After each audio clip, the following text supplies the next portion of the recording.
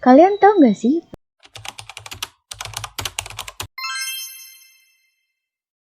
Berdasarkan data dari Stack Overflow Developer Survey 2023, lebih dari 60% programmer di seluruh dunia menggunakan bahasa pemrograman berorientasi objek seperti C++, Java, dan Python. Artinya, konsep OOP ini bukan hanya teori, tapi sudah menjadi kebutuhan utama dalam dunia pemrograman modern.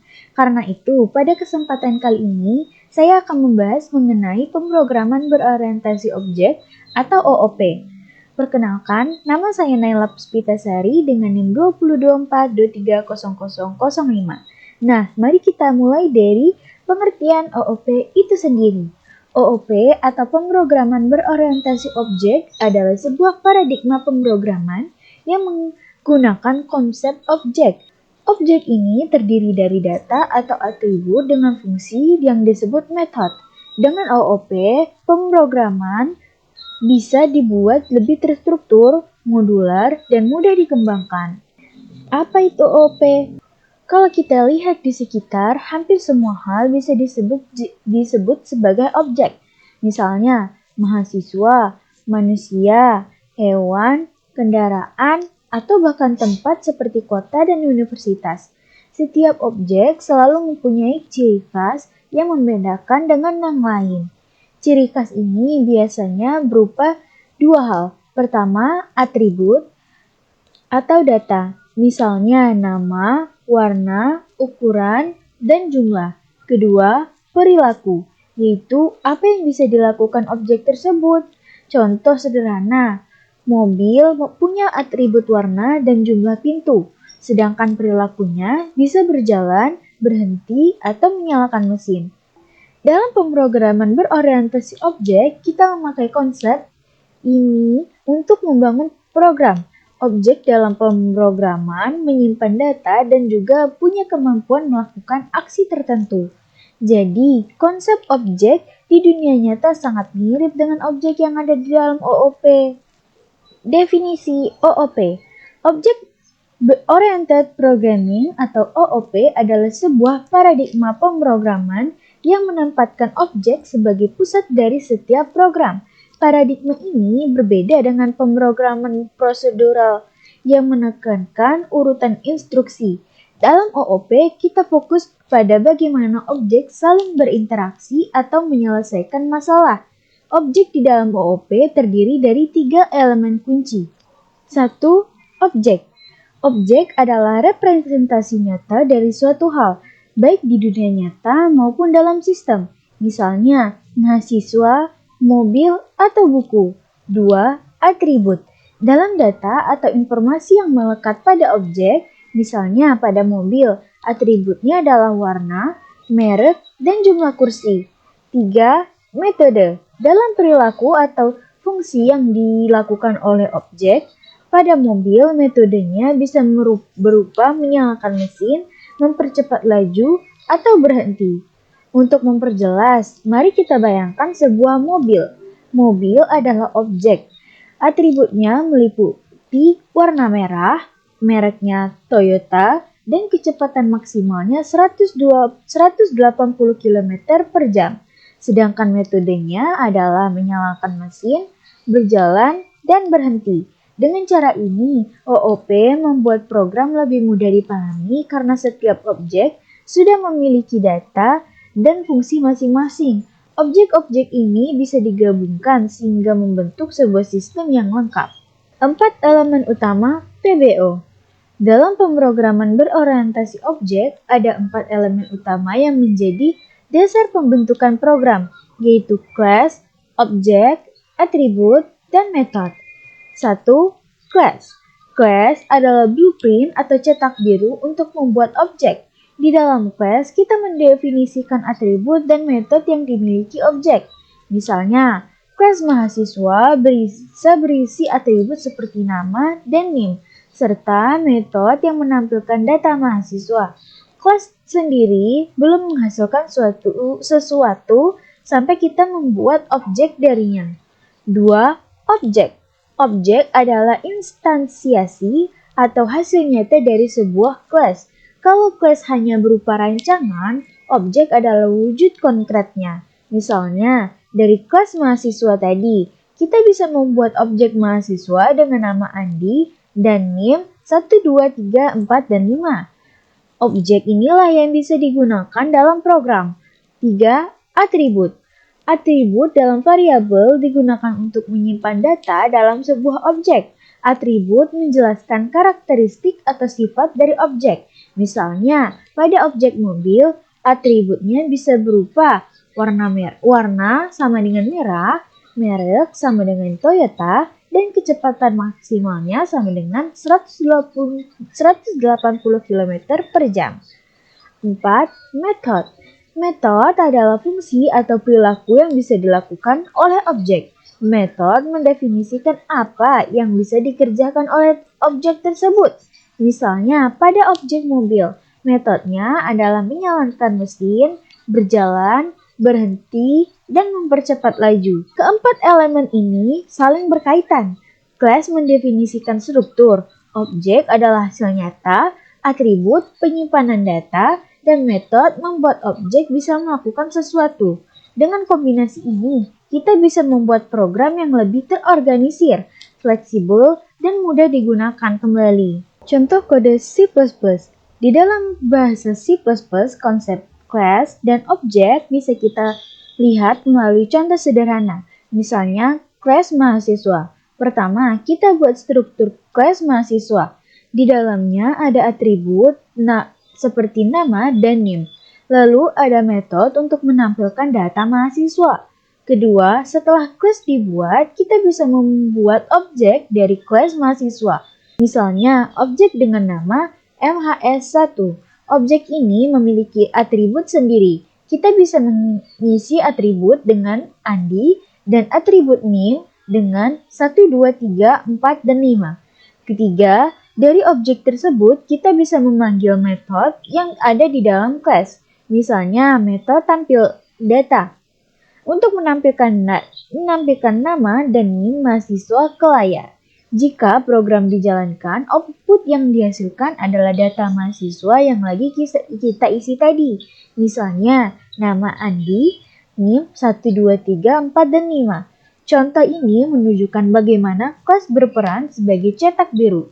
Objek menjadi wujud nyata, atribut menyimpan data, dan metode menjalankan perilaku. Prinsip PBO. Dalam pemrograman berorientasi objek, ada 4 prinsip utama yang menjadi dasar, yaitu encapsulation, abstraction, inheritance, dan polymorphism.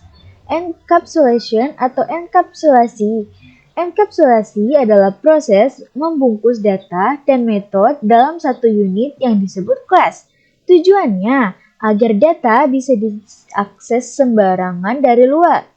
Tujuannya agar data tidak bisa diakses sembarangan dari luar, melainkan metode khusus. Contohnya pada kelas mahasiswa, atribut NIM bisa digunakan private dan hanya bisa digunakan melalui metode getNIM atau setNIM. 2. Abstraction atau abstraksi. Abstraksi berarti membunyikan detail yang tidak penting dan hanya menampilkan fungsi yang dibutuhkan. Misalnya, kita menyalakan mobil dengan menekan tombol start. Kita tidak perlu tahu bagaimana detail teknis mesin bekerja. Dalam pemrograman, abstraksi membantu kita fokus pada apa yang dilakukan, bukan bagaimana cara kerjanya. Inheritance atau pewarisan. Inheritance adalah kemampuan sebuah kelas untuk mewarisi atribut dan metode dari kelas lain. Contohnya, kelas mahasiswa bisa mewarisi sifat dari kelas manusia. Dengan inheritance, kita tidak perlu menulis ulang kode yang sama karena sifat-sifat umum bisa diturunkan ke kelas anak. Polymorphism atau polymorphism. Polymorphisme memungkinkan satu metode atau fungsi memiliki banyak bentuk perilaku. Misalnya, metode hitung luas bisa digunakan untuk menghitung luas lingkaran, persegi, atau segitiga dengan cara berbeda.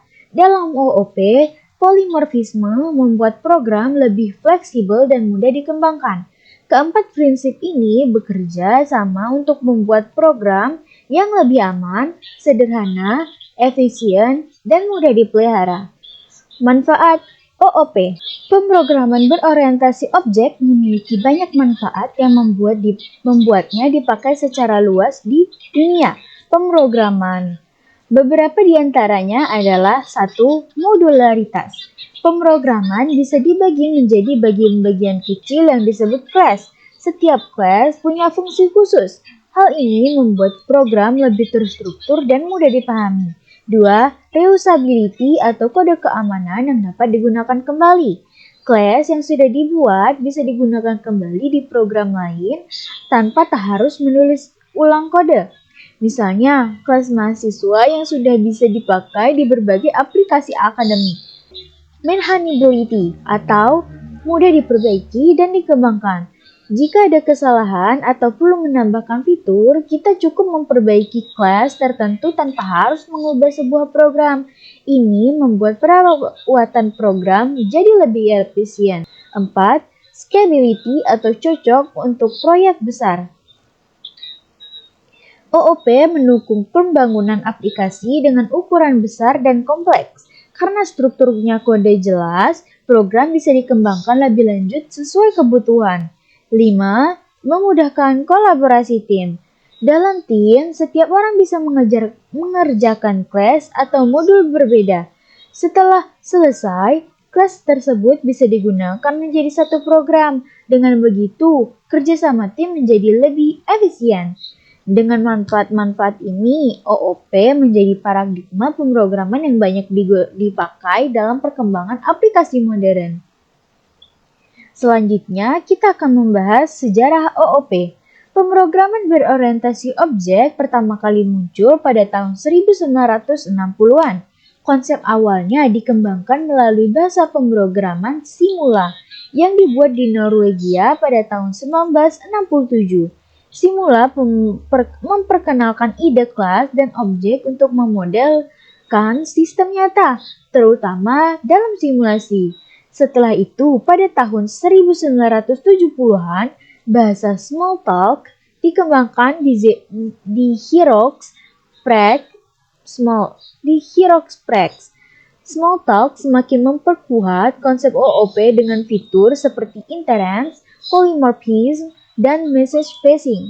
Dari sinilah istilah Object-Oriented Programming mulai populer. Kemudian, banyak bahasa lain mengadopsi konsep OOP ini, termasuk C++ yang lahir pada awal 1980-an. Sebagai pengembangan dari bahasa C++ membuat OOP semakin dikenal luas karena digunakan dalam industri perangkat lunak yang besar. Di era berikutnya, bahasa Java yang dirilis pada tahun 1995 membawa OOP ke level baru. Java menggunakan prinsip Write Once, Run Anywhere yang membuat aplikasi berbasis OOP bisa dijalankan di berbagai sistem operasi. Sejak saat itu, OOP terus berkembang dan menjadi paradigma utama di banyak bahasa modern, termasuk Python, C#, dan Ruby. Dengan sejarah panjang ini, OOP terbukti mampu menjawab kebutuhan perkembangan perangkat lunak yang kompleks dan terus relevan sampai sekarang. Bahasa yang mendukung OOP apa aja sih? Banyak bahasa pemrograman modern yang sudah mendukung konsep OOP ini. 1. C++. Bahasa ini dikembangkan sebagai perluasan dari bahasa C. C++ memperkenalkan konsep kelas dan objek sehingga menjadi salah satu bahasa paling awal yang mendukung OOP. Sampai sekarang, C++ masih banyak digunakan untuk mengembangkan sistem, game, dan aplikasi yang membutuhkan kinerja tinggi. 2. Java. Dirilis pada tahun 1995, Java sepenuhnya berbasis OOP. Prinsipnya adalah Write Once, Run Anywhere. Artinya, program yang ditulis dalam Java bisa dijalankan di berbagai sistem operasi tanpa perubahan besar. Java populer digunakan di aplikasi enterprise, Android, dan aplikasi web. 3. Python. Python adalah bahasa yang sederhana dan mudah dipelajari. Python mendukung OOP dengan sintaks yang lebih ringkas.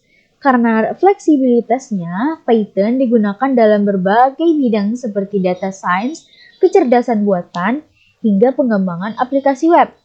Selain tiga bahasa utama tadi, ada juga bahasa lain seperti C#, Ruby, Kotlin, dan Swift, yang semuanya mendukung OOP. Dengan banyak bahasa ini, programmer bisa memilih sesuai kebutuhan proyek, software yang digunakan. Dalam membuat program berbasis objek, seorang programmer tidak hanya membutuhkan bahasa pemrograman, tapi juga software atau ide, yaitu Interactive Development Environment. IDE adalah lingkungan kerja yang menyediakan berbagai fasilitas, mulai dari editor code, compiler, dan interpreter, debugger, hingga fitur visualisasi. Dengan IDE, proses penulisan dan menjalankan program jadi lebih mudah, terstruktur, dan efisien. Beberapa contoh software yang mendukung OOP antara lain. 1. CodeBlock. CodeBlock sering digunakan untuk bahasa C dan C++. Tampilan software ini sederhana, ringan, dan mudah dipahami. Karena itu, banyak mahasiswa atau pemula yang memilih CodeBlock sebagai ide pertama untuk menjalankan konsep OOP. 2. NetBeans. NetBeans adalah ide yang populer untuk bahasa Java. Software ini menyediakan fitur lengkap seperti editor code dan autocomplete, debugging, serta tampilan grafis untuk membuat antarmuka pengguna. NetBeans juga mendukung banyak bahasa lain, sehingga fleksibel untuk di berbagai jenis proyek.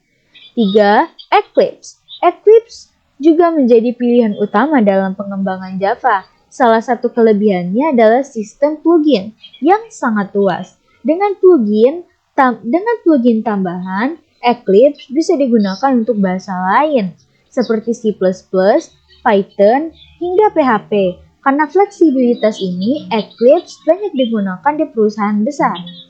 4. Visual Studio. Visual Studio merupakan ide buatan Microsoft.